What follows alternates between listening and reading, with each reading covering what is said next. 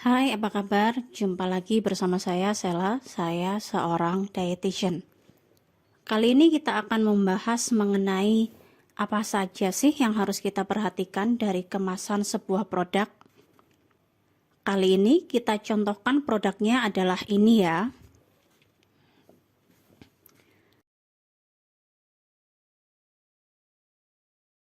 Yang pertama, tentu perhatian kita akan tertuju pada nama dagang dan nama jenis produk yang menjelaskan mengenai identitas dan karakteristik spesifik dari produk. Misalnya pada produk ini, nama dagangnya adalah Soy Joy Almond and Chocolate. Sedangkan nama jenisnya adalah bar kedelai dengan almond dan coklat. Jadi dari sini kita tahu bahwa Soy Joy Almond and Chocolate ini adalah snack berbentuk bar dengan bahan utama kedelai yang di dalamnya terdapat almond dan coklat. Yang kedua, penting kita lihat keterangan kadaluarsanya atau expired date, yaitu batas akhir produk dijamin mutunya sepanjang penyimpanan mengikuti petunjuk yang diberikan produsen. Jangan sampai kita membeli produk yang sudah rusak atau basi ya. Keterangan kadaluarsa ini biasanya didahului oleh kata-kata baik digunakan sebelum.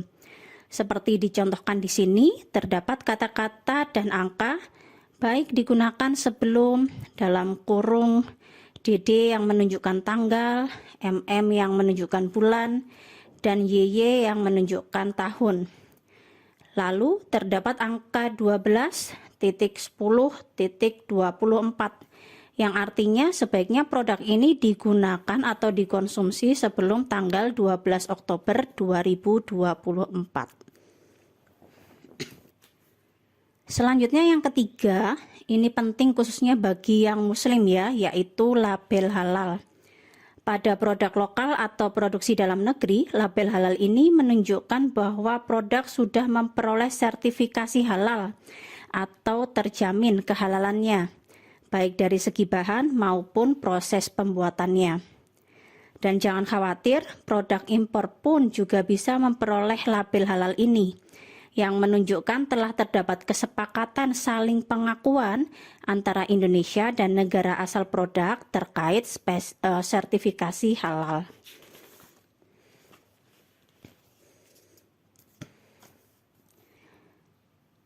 Lalu yang keempat, kita harus baca komposisi, yaitu bahan apa saja yang digunakan dalam produk ini. Komposisi ini disusun berurutan, mulai dari bahan yang paling banyak digunakan. Seperti contohnya di sini. Bahan yang ditulis pertama kali adalah tepung kedelai.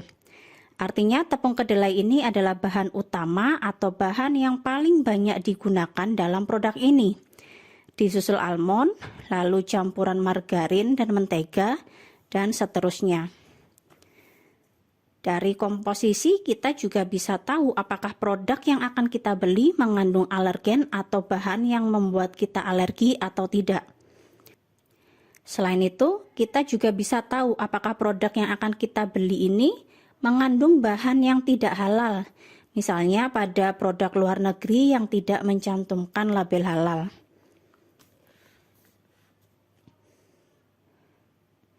Yang kelima, kita perlu perhatikan adalah informasi nilai gizi yang berisi daftar kandungan zat gizi produk. Silakan cari zat gizi yang menjadi perhatian kamu, karena concern tiap orang tentang zat gizi bisa jadi berbeda. Jangan lupa juga untuk melihat sajian perkemasan ya. Kalau sajian perkemasannya lebih dari 1, misalnya 2, berarti nilai gizi yang tercantum harus kita kali lipatkan 2 untuk mengetahui nilai gizi dalam satu bungkus produk. Tapi dalam contoh produk Soy Joy kali ini, sajian perkemasannya adalah 1 ya. Artinya nilai gizi yang tertera adalah untuk satu bungkus produk. Nah, itu tadi 5 hal yang penting kita lihat atau perhatikan ketika kita akan membeli produk makanan atau minuman. Semoga bermanfaat ya.